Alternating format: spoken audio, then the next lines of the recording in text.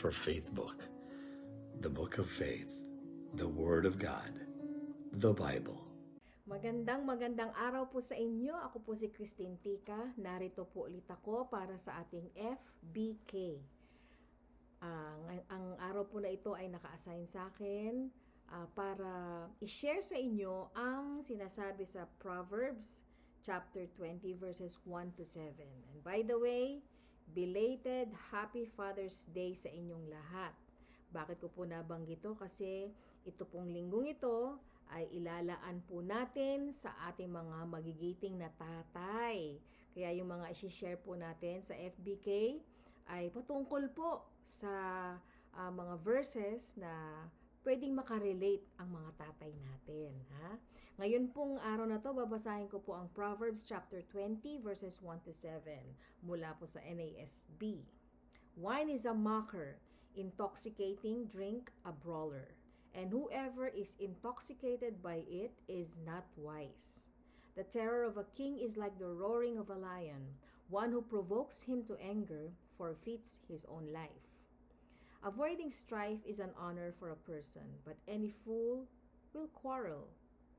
The lazy one does not plow after the autumn, so he begs during the harvest and has nothing. A plan in the heart of a person is like deep water, but a person of understanding draws it out. Many a person proclaims his own loyalty, but who can find a trustworthy person? And verse 7, a righteous person who walks in his integrity, how blessed are his sons after him. Pagpalain po ng Panginoon ang pagkakabasa ng kanyang salita. Ngayong gabi sa amin, pero maaari sa inyo ay baka umaga po ngayon dyan sa Pilipinas. Ngayon pong araw na to ay magbibigay lang po ako ng 7 bagay. 7 ways or 7 things that honorable men must stay away from. Ano yung mga dapat iwasan ng mga tatay natin? Ano yung mga gawi o mag-uugali na dapat iwasan? Ha? If you want to be an honorable man, then you have to stay away from these 7 things. Number 1 is found in verse 1. Ang number 1 po ay lack of strong sense of self-control. Lack of a strong sense of self-control. At sinabi rito, ang alak, wine is a mocker. It is an intoxicating drink. And whoever is intoxicated o yung nalalasing ay hindi raw wise. So, marami pong debate dyan. Pwede bang uminom ng alak? Bawal bang uminom ng alak? Sa akin po, sa aking personal na preference, I would rather not drink wine or mga intoxicating drink.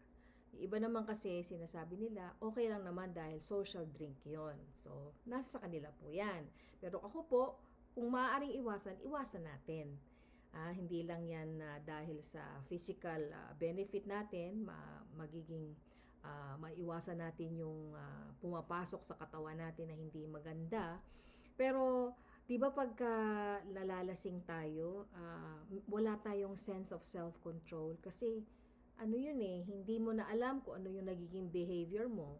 Minsan, pagka nalalasing ang tao, hindi na nila nakokontrol yung mga sinasabi nila o yung mga actuation nila. So, parang nakakahiya naman po. Hindi nagiging maganda ang patotoo po natin bilang mga mananampalataya kung tayo po ay naglalasing. Di po ba? Maganda maglasing tayo sa salita ng Diyos.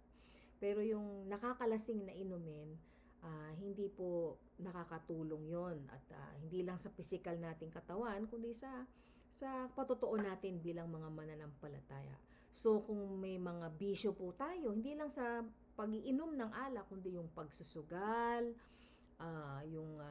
siguro yung madalas tayong nagpupunta sa casino, siguro sabi natin ang dami nating pera, paano nga ba natin uubusin ang pera natin? Di magkakasino na lang ako. Di i-offering na lang po sa church. Bigay niyo po sa mission, matutuwa pa ang Panginoon sa inyo. Di ba? So, yung mga ganong mga vices, dapat pong iwasan yan. Kasi sabi ng Biblia, pag tayo ay nagpakalasing at tayo ay lumalim sa bisyo, hindi po ito wise. Hindi po ito tama. Number 2, ano yung dapat iwasan ng mga tatay natin? Sabi rito ay yung insubordination to leadership o yung pagsasubmit nila sa kanilang mga boss o sa kanilang mga leader. So, alam natin na ang ating mga tatay ay yan ang breadwinner ng family. Pero dahil nga sa economy ngayon, hindi lang sapat na ang tatay ang naghahanap buhay, dapat si nanay rin naghahanap buhay. Kung minsan ganun talaga, hindi natin magagawa, di ba? Dahil sa dami ng gastos at dahil sa inflation na nangyayari, kailangan dalawang magtatrabaho. Pero bilang tatay at yan ang leader ng ating tahanan, dapat ikaw daw ay sumusunod o nagsasubmit sa boss mo. Sabi rito, no, the terror of a king is like the roaring of a lion. Pero one who provokes him to anger forfeits his own life. Wag na wag yung gagalitin yung boss nyo. At imbis na galitin nyo yung boss nyo, dapat sumusunod po tayo sa mga palatuntunan ng ating kumpanya, ng ating pinapasukan, yung mga batas nun, dapat sinusunod natin. Kung ano yung mga bagay na matutuwa ang ating leader, ang konteksto sa sinabi nito ay hari. Pero siguro, dahil hindi naman tayo nagtrabaho sa hari, wala naman tayong ganon sa ganong konteksto, but we can also use our bosses, yung mga leaders natin sa ating mga trabaho na lahat ng maaring matuwa sila, gawin natin. Sumunod po tayo sa kanila. Okay?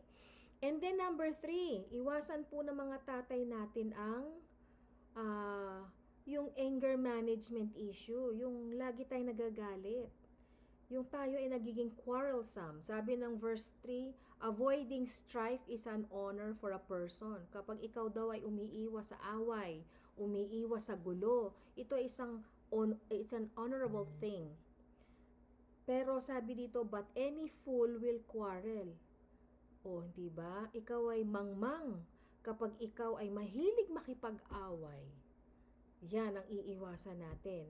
Kapag ikaw ay napakahilig, you always want to fight, you always want to argue, you always want to debate at the wrong time and at the wrong way, then the Lord is not pleased. You are considered foolish.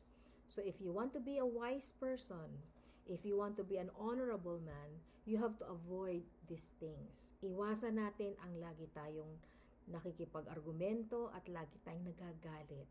Kailangan niyang anger management issue na yan ay masolve natin yan. Ibigay natin sa Panginoon, Panginoon, palagi pong mainit ang ulo ko.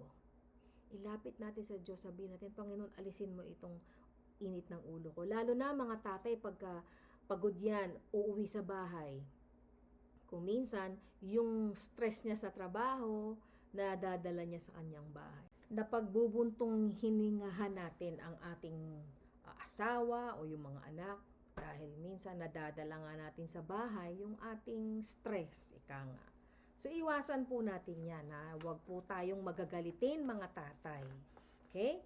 Number 4, sabi rito sa ating binasa ay, a plan in the lazy one does not plow after the autumn, so he begs during the harvest and has nothing. Iwasan po natin, mga tatay, ang pagiging tamad o laziness. Yung laziness na yan. Yung idleness and tardiness. Ibig sabihin yung bang ayaw natin gumawa, ayaw natin magtrabaho, kaya kung meron man tayong tinatrabaho, palagi nating pinoprocrastinate. Bukas na lang?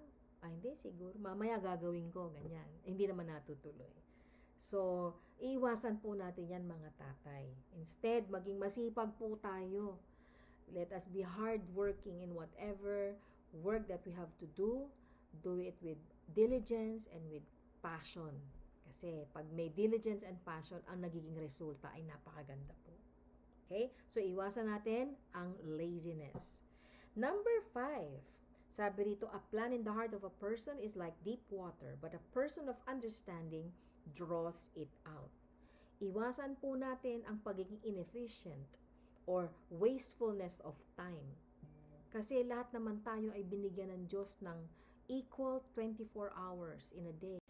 So ang tanong, how are we using the 24 hours that God God gives us every single day. So, maging wise po tayo sa paggamit ng ating oras. Okay po? And then, sa number 6, many a person proclaims his own loyalty, but who can find a trustworthy person? Iwasan po natin ang pagiging dishonest o magiging unreliable tayo.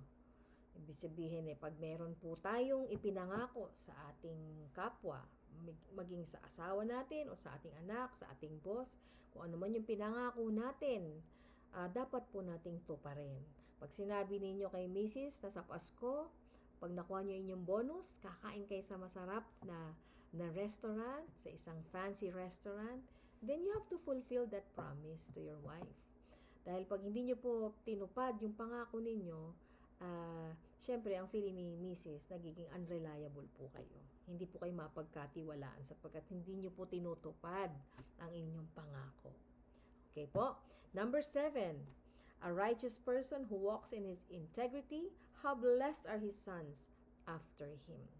Ikaw daw ay dapat maging man of integrity. So, iwasan ninyo ang hypocrisy.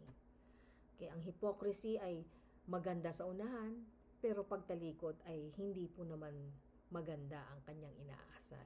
So, kung ano po ang inyong ginawa, ano yung sinasabi, kailangan kahit walang taong nakatingin sa inyo, ginagawa nyo pa rin yung tama. You are a man of your words. You are a man of integrity. Okay?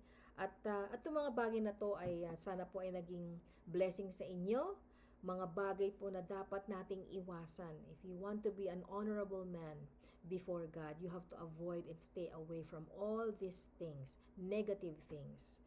At nawa ang panalangin ko sa Panginoon, ang mga tatay natin ay maging honorable men. The men that that God will be proud of. So yan po ang ating pag-aaral ngayon. Ako po si Christine Tika. Nawa kayo po ay napagpala sa ating pag-aaral ngayon. God bless you and see you again.